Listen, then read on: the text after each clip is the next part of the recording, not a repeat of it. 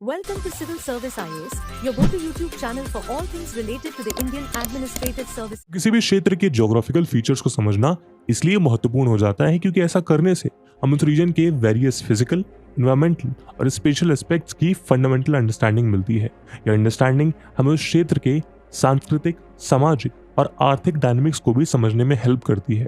Geography हमें क्षेत्र की टोपोग्राफी, क्लाइमेट, नेचुरल रिसोर्सेज और इकोसिस्टम को समझने में भी मदद करती है। यानी बिना किसी रीजन की ज्योग्राफी को समझे उस रीजन की अंडरस्टैंडिंग को अधूरा माना जा सकता है। आज हम ऐसे ही एक इंपॉर्टेंट रीजन को समझने की कोशिश करेंगे। ये रीजन भारत की फाइनेंशियल कैपिटल का होम है। ये रीजन बॉलीवुड के गानों से लेकर गणपति विसर्जन के गीतों से साल भर चमचमाता रहता है। जी हाँ, हम बात करेंगे महाराष्ट्र की। आज के इस वीडियो डिस्कशन में हम महाराष्ट्र के ज्योग्राफिकल फीचर्स को समझने की कोशिश करेंगे। इस वीडियो की इंपॉर्टेंस यूपीएससी प्रीलिम्स और मेंस के लिहाज से काफी ज्यादा है। तो चलिए शुरू करते हैं आज का डिस्कशन। सबसे पहले बात करें एब्सोल्यूट लोकेशन यानी लैटिट्यूड और लॉन्गिट्यूड के टर्म्स में, तो Maharashtra 15 degree 44 minute to 22 degree 6 minute in north latitude और 72 degree 36 minute to 80 degree 54 minute east longitude के बीच लोकेटेड है। वहीं अगर रिलेटिव लोकेशन की बात करें यानी स्टेट के आसपास मौजूद स्टेट्स और यूटीज की, महाराष्ट्र नॉर्थ वेस्ट में UT of Dadra Nagar Haveli, Daman and Diu और गुजरात से नॉर्थ में मध्य प्रदेश और ईस्ट में छत्तीसगढ़ से घिरा हुआ है। वहीं से स्टेट के साउथ ईस्ट में तेलंगाना, सदर्न डायरेक्शन में कर्नाटका, साउथ वेस्ट में गोवा और वेस्ट में अरेबियन सी देखने को मिलता है। क्षेत्रफल यानी साइज के हिसाब से देखा जाए तो महाराष्ट्र स्टेट का टोटल एरिया 3,07,713 स्क्वायर किलोमीटर का है, जो इंडिया के कॉम्पोजिशन में ऑलमोस्ट 9.4% है। एज पर सेंसस 2011 महाराष्ट्र अपने साइज के हिसाब से भारत का थर्ड लार्जेस्ट स्टेट है और अपनी पॉपुलेशन के अकॉर्डिंग सेकंड लार्जेस्ट। महाराष्ट्र की लंबाई नॉर्थ टू साउथ 720 किलोमीटर और चौड़ाई ईस्ट टू वेस्ट करीब 800 किलोमीटर है। महाराष्ट्र का वेस्टर्न साइड एक कोस्टल रीजन है जो अरेबियन सी के साथ जुड़ता है। इसकी लेंथ 720 किलोमीटर है, जहां इस कोस्ट लाइन के साथ सह्याद्री माउंटेन रेंजेस ये वेस्टर्न घाट्स बॉर्डर बनाती हैं। सिमिलरली ऐसे ही नेचुरल बॉर्डर का फॉर्मेशन नॉर्थ में सतपुड़ा हिल्स और ईस्ट में भारमगढ़, चिरोली, गायखुरी जैसी रेंजेस करती हैं। दोस्तों, इंडिया को मेजरली 6 डिवीजन में डिवाइड किया जाता है: mountain, plain, Indian desert, coastal plain, island और फाइनली पेनिनसुलर प्लेटू। इस क्लासिफिकेशन के रिस्पेक्ट में Maharashtra peninsular plateau majorly Deccan trap और कोस्टल प्लेन्स के फॉर्म में कॉन्स्टिट्यूट होता है। वहीं अगर सिर्फ महाराष्ट्र की ही रिलीफ की बात करें तो ये मेजरली 3 सेक्शंस में डिवाइडेड है: वेस्टर्न घाट्स या Sahyadri mountain ranges, Deccan plateau region, Konkan coastal plain. सबसे पहले बात करते हैं वेस्टर्न घाट्स या सह्याद्री माउंटेन रेंजेस की। ये डेक्कन प्लेटू के इरोडेड और फोल्डेड माउंटेन रेंजेस हैं। इस रेंज की एवरेज ऊंचाई 1000 से 1200 मीटर मीन सी लेवल के ऊपर होती है। सह्याद्री माउंटेन रेंज अरेबियन सी से पैरेलल दौड़ती है। इसकी मुख्य डायरेक्शन ईस्ट की तरफ है और इसके कई इंपॉर्टेंट ब्रांचेस हैं, जैसे कि सतमाला, अजंता, हरीशचंद्रा, बालाघाट और महादेव माउंटेन्स। इस रेंज का हाईएस्ट माउंटेन कलसुबाई है जो 1650 मीटर की ऊंचाई पर है। हालांकि पूरी वेस्टर्न घाट की बात करें तो रेंजेस की सबसे ऊंची पीक अनाईमुड़ी है, जिसकी हाइट 2695 मीटर है, जो कि हमें केरला में देखने को मिलती हैं। महाराष्ट्र की अधिकांश नदियां सह्याद्री से निकलती हैं, जो वेस्ट और ईस्ट की ओर बहने वाली नदियों को उत्पन्न करने के लिए जल विभाजन या वाटर डिवाइड का काम करती हैं। ये रेंजेस कई माउंटेन पासेस से भी घिरे हुए हैं, जैसे थाल, बोर, कुंभारली, अंबा, होंडा और अम्बोली, जो प्राचीन समय से ट्रैवलिंग पर्पस से काफी इंपॉर्टेंट है। वेस्टर्न घाट इकोलॉजिकली बहुत इंपॉर्टेंट है क्योंकि यहाँ हाई बायोडाइवर्सिटी है, इसलिए इसे one of India's biodiversity hotspot माना जाता है।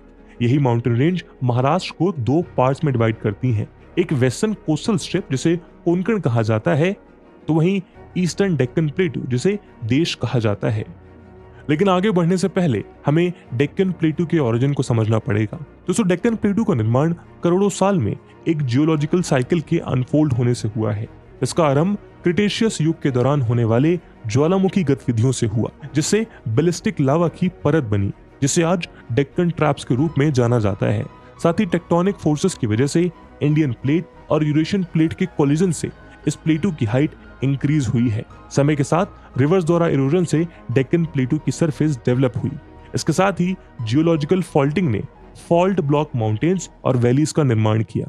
इस तरह geographical process, volcanic eruptions, tectonic movement, faulting और सेडिमेंटेशन के कारण डेक्कन प्लेटू का निर्माण हुआ। ये डेक्कन प्लेटू 9/10 एरिया कवर करते हैं कोंकण रीजन के कंपैरिजन में। डेक्कन प्लेटू के वेस्टर्न पोर्शन की height 600 metre above sea level है, वहीं इसके ईस्टर्न बॉर्डर एरिया की height approximately 300 metres above sea level है। इस प्लेटू से जो मुख्य नदियां और उनकी ट्रिब्यूटरीज निकलती हैं वो ईस्टवर्ड डायरेक्शन में फ्लो करती हैं। यही रिवर्स और हिल्स डेक्कन प्लेटू को सब रीजन्स में डिवाइड करते हैं। इनमें से कुछ मेजर सब रीजन्स हैं Tapi Purna valley, Wardha Wainganga valley, Godavari valley और कृष्णा वैली। महाराष्ट्र के फाइनल रिलीफ फीचर यानी कोंकण रीजन की बात करें तो ये रीजन एक स्ट्रिप ऑफ लैंड है। ये महाराष्ट्र की कोस्टल लाइन के पैरेलल स्ट्रेच करता है। नॉर्थ में ये दमन दीव से साउथ में तेरेखोल क्रीक तक जाती है। ये रीजन अरेबियन सी और सह्याद्री माउंटेन के बीच सैंडविच्ड है और इसकी विड्थ 45 to 90 किलोमीटर है, जबकि इसकी हाइट 720 मीटर है। यहाँ हर साल एवरेज 2600 mm रेनफॉल देखने को मिलती है। अगर हम नॉर्थ से साउथ डायरेक्शन में कोंकण में मौजूद इंपॉर्टेंट क्रीक्स को देखें तो हमें वैतरणा, थाने, धमतर, दभोल, राजापुरी, विजयदुर्ग और तेरेखोल जैसे नाम देखने को मिलते हैं। साथ ही कोंकण में पालघर, थाने, ग्रेटर मुंबई, रायगढ़, रत्नागिरी और सिंधुदुर्ग जैसे कोस्टल डिस्ट्रिक्ट्स में आते हैं। विड्थ वेरिएशन में देखा जाए तो कोंकण रीजन जो रत्नागिरी और सिंधुदुर्ग के सदर्न डायरेक्शन में लाई करता है वो सिर्फ 20 to 40 किलोमीटर वाइड है, जबकि थाने और पालघर के नॉर्दर्न डिस्ट्रिक्ट्स विड्थ में relatively around 80 to 100 kilometre wider है। इस रीजन की रिलीफ न्यूमरस स्कैटर्ड लो हिल से डोमिनेटेड है। कोंकण रीजन अपने सीनिक ब्यूटी के साथ साथ हाई बायोडाइवर्सिटी और कोंकण रेलवे के लिए एक पॉपुलर टूरिस्ट डेस्टिनेशन है। क्योंकि महाराष्ट्र पेनिनसुलर प्लेटू का हिस्सा है, इसीलिए ये हिमालयाज और नॉर्दर्न प्लेन से रिलेटिवली स्टेबल है। स्टेबल टोपोग्राफी की वजह से भले ही महाराष्ट्र के रिलीफ फीचर्स पर रिवर या रिवर सिस्टम का इतना इम्पैक्ट ना पड़ता हो, पर फिर भी ये रिवर सिस्टम किसी भी स्टेट की तरह महाराष्ट्र की लाइफलाइन है। दोस्तों, महाराष्ट्र की नदियां ईस्ट में बे ऑफ बंगाल से लेकर वेस्ट में अरेबियन सी तक ड्रेन होती हैं। एक तरफ जहां नर्मदा महाराष्ट्र की नॉर्थ बाउंड्री के अलॉन्ग फ्लो करती है, वहीं दूसरी तरफ कृष्णा, भीमा, गोदावरी और वर्धा वैनगंगा ईस्ट और साउथ ईस्ट फ्लो करती हैं। हालांकि तापी और उसकी ट्रिब्यूटरी पूर्णा यहाँ एक एक्सेप्शन है, क्योंकि ये रिवर रिफ्ट वैली के थ्रू वेस्ट में अरेबियन सी में ड्रेन होती है। ये सभी नदियां महाराष्ट्र की लाइफलाइन है। महाराष्ट्र के रिवर सिस्टम को ब्रॉडली 5 कैटेगरी में डिवाइड किया जा सकता है: Konkan rivers, Krishna Bhima system, Godavari system, Tapti Purna system और वर्धा सिस्टम। कोंकण रिवर्स यूं तो लेंथ में छोटी होती हैं, पर इनका सिग्निफिकेंस बहुत हाई है। River around 44.54% of the yield और महाराष्ट्र की वाटर डिपेंडेबिलिटी को 75% तक पूरा करती हैं। कोंकण रिवर्स में पाए जाने वाली कुछ इंपॉर्टेंट रिवर्स हैं: दमनगंगा, सूर्या, वैतरणा, उल्हास, सावित्री, कुंडालिका, पाताल गंगा, शास्त्री और तेरेखोल। सारी कोंकण रिवर्स अरेबियन सी में ड्रेन होती हैं। कृष्णा भीमा रिवर सिस्टम में जहां कृष्णा में रिवर है, वहीं भीमा, घाटप्रभा, मालप्रभा, तुंगभद्रा और मूसी इस सिस्टम की प्रिंसिपल ट्रिब्यूटरीज हैं। कृष्णा रिवर का ओरिजिन जोर विलेज से होता है, जो कि महाराष्ट्र के सतारा डिस्ट्रिक्ट में है। ये रिवर की बेसिन वैसे तो 4 स्टेट्स कर्नाटका, आंध्र प्रदेश, तेलंगाना और महाराष्ट्र कवर करती है, पर महाराष्ट्र में इसका 69,425 स्क्वायर किलोमीटर बेसिन एरिया है। महाराष्ट्र में कृष्णा रिवर सतारा, सांगली और कोल्हापुर डिस्ट्रिक्ट से गुजरती है। गोदावरी रिवर सिस्टम में गोदावरी रिवर और उसकी ट्रिब्यूटरीज इंक्लूडेड हैं। सिर्फ महाराष्ट्र ही नहीं, गोदावरी रिवर भारत की बहुत इंपॉर्टेंट रिवर है। गोदावरी रिवर भारत की 2nd लार्जेस्ट रिवर है और इसका ओरिजिन है त्र्यंबकेश्वर, जो कि महाराष्ट्र के नासिक डिस्ट्रिक्ट में है। गोदावरी वैली में माना जाता है कि महाराष्ट्र की पहली अर्बन सिविलाइजेशन स्टार्ट हुई। रिलीजियस और इकोनॉमिक सिग्निफिकेंस की वजह से गोदावरी को महाराष्ट्र और साउथ की गंगा भी कहा जाता है। गोदावरी रिवर की मेजर ट्रिब्यूटरीज हैं प्रवरा, पूर्णा, मंजरा, इंद्रावती, वैनगंगा, वर्धा, पेंच, कन्हान, कोलाब और पैनगंगा। ये तो गोदावरी रिवर कई स्टेट से होकर गुजरती है, जैसे कि महाराष्ट्र, आंध्र प्रदेश, छत्तीसगढ़, तेलंगाना, मध्य प्रदेश, उड़ीसा, कर्नाटका, पुडुचेरी, पर महाराष्ट्र में गोदावरी का लार्जेस्ट कैचमेंट एरिया फॉल करता है। तापी पूर्णा सिस्टम की बात करें तो इसमें तापी रिवर और उसकी ट्रिब्यूटरीज जैसे कि पूर्णा, गिरना, पंजरा, वघूर, बोरी और अनेर हैं। तापी रिवर मध्य प्रदेश के बैतूल डिस्ट्रिक्ट में ओरिजिनेट होती हैं। ये नर्मदा और माही के बाद भारत की सिर्फ तीसरी रिवर है जो ईस्ट टू वेस्ट फ्लो करती है। महाराष्ट्र में तापी रिवर अमरावती, अकोला, बुलढाना, वाशिम, जलगांव, धुले, नंदुरबार, मालेगांव और नासिक डिस्ट्रिक्ट से गुजरती है। इस क्षेत्र में ब्लैक सॉइल पाई जाती है और ये रीजन कॉटन की खेती के लिए प्रसिद्ध है। वर्धा रिवर सिस्टम में सिर्फ वर्धा रिवर है जो कि खुद गोदावरी रिवर की ट्रिब्यूटरी है। वर्धा वैनगंगा वैली में ग्रेनाइट और जेनीस रॉक्स पाए जाते हैं। तुमसर से वैनगंगा गोदावरी संगम तक की अधिकांश भूमि खेतों, आर्टिफिशियल लेक और ग्रीन पैडी फील्ड से भरी है। इन रिवर्स या रिवर सिस्टम के अलावा भी महाराष्ट्र में बहुत इंपॉर्टेंट रिवर्स हैं, जैसे कि प्रवरा, पूर्णा, मंजीरा और पेनगंगा। इन रिवर्स का फ्लो मेनली डिपेंड करता है रेनफॉल पर, इसलिए इन्हें सीजनल भी बोला जाता है। इसका मतलब क्लाइमेट एक इंपॉर्टेंट फिनोमिनन है इन रिवर्स के एग्जिस्टेंस के लिए। दोस्तों, महाराष्ट्र में डिस्टिंक्टिवली 4 सीजन देखे जाते हैं। ये है समर, मॉनसून, विंटर और स्प्रिंग। समर सीजन महाराष्ट्र में मार्च में स्टार्ट और मई में एंड होता है। इस समय टेम्परेचर 22 से 39 डिग्री सेल्सियस रहता है। कोस्टल सिटीज जैसे कि मुंबई में हाई ह्यूमिडिटी देखी जाती है, जबकि नागपुर जैसी सिटीज में कॉन्टिनेंटल क्लाइमेट मतलब high day night temperature difference देखा जाता है। मॉनसून एक बहुत इंपॉर्टेंट रीजन है क्योंकि महाराष्ट्र में विदर्भा और मराठवाड़ा रीजन में ये फार्मर्स की वाटर डिमांड को पूरा करता है। मॉनसून सीजन की शुरुआत जून में होती है और हमें सितंबर में मॉनसून रिट्रीट देखने को मिलती है। रेनफॉल महाराष्ट्र में काफी अनइवनली डिस्ट्रीब्यूटेड है। जहां कोस्टल स्ट्रिप में रेनफॉल अराउंड 3000 mm देखी जाती है, वहीं रेन शैडो रीजन्स जैसे कि धुले, सतारा, सोलापुर, अहिल्यानगर और कोल्हापुर में 500 to 700 mm रेनफॉल देखी जाती है। इस डिस्पैरिटी का मेन रीजन है वेस्टर्न घाट्स, जो इंश्योर करती हैं कि कोंकण रीजन जो विंडवार्ड रीजन है वहां एक्सटेंसिव रेनफॉल हो और ईस्ट महाराष्ट्र में कम रेनफॉल हो। विंटर सीजन की शुरुआत हमें नवंबर महीने में देखने को मिलती है, जबकि फरवरी आते आते सीजन खत्म हो जाता है। एवरेज टेम्परेचर इस टाइम 12 to 25 डिग्री सेल्सियस रहता है।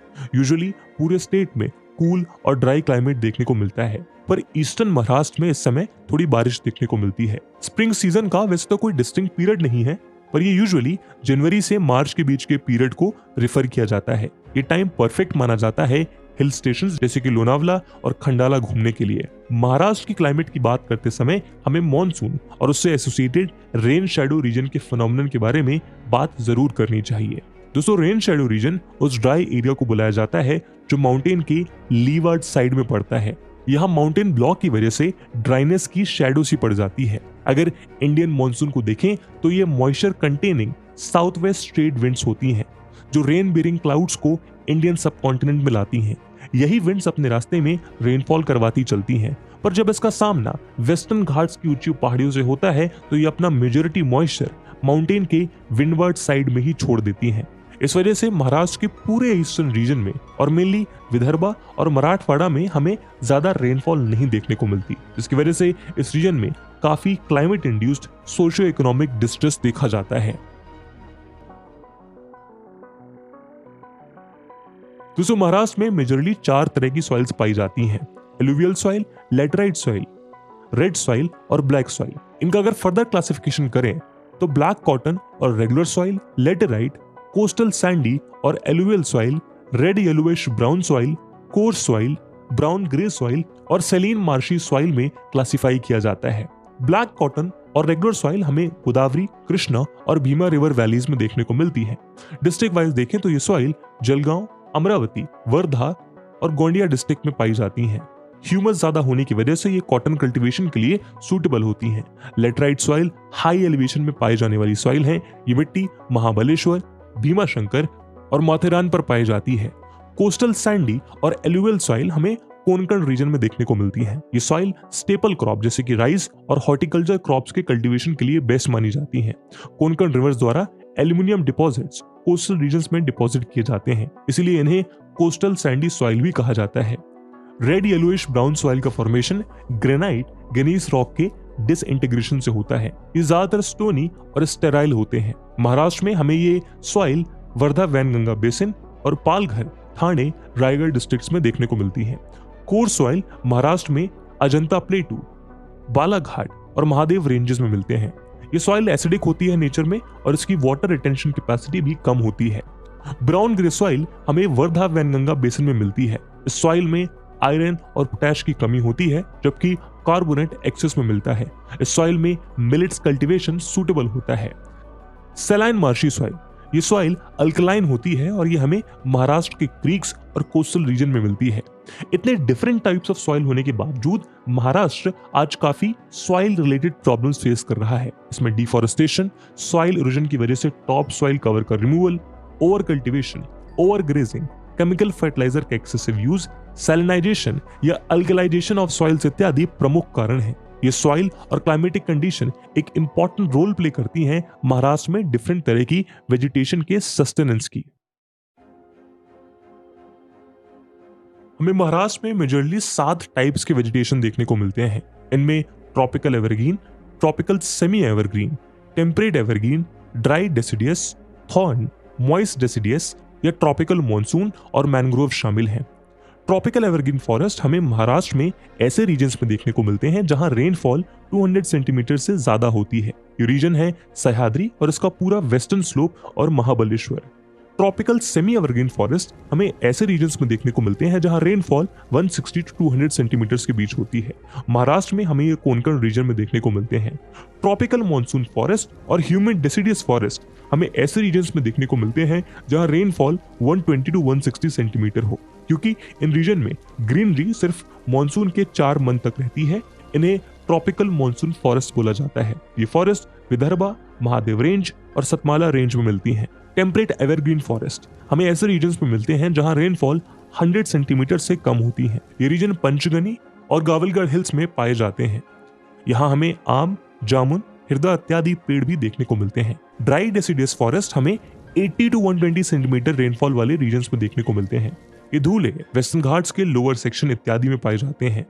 थॉर्नी फॉरेस्ट ये हमें 80 सेंटीमीटर से कम रेनफॉल वाले रीजन में देखने को मिलते हैं और यहाँ आमतौर पर लंबी घास, बुशेस और बंबू नीम जैसे पेड़ देखने को मिलते हैं। और फाइनली मैंग्रोव्स और स्वैम्प्स हमें टाइडल जोन्स में देखने को मिलते हैं। ये फॉरेस्ट हमें बॉर्डी, धानु और थाने क्रीक में मिलते हैं। दोस्तों, हमने देखा कि कैसे एक हाईली डेवलप्ड स्टेट होने के साथ साथ महाराष्ट्र एक ज्योग्राफी रिच स्टेट भी है, जहां कोस्टल प्लेन्स लेकर हाई माउंटेन्स और रिच बायोडायवर्सिटी मौजूद है। By subscribing to our channel, you'll gain access to a wealth of engaging videos that aim to educate and inspire.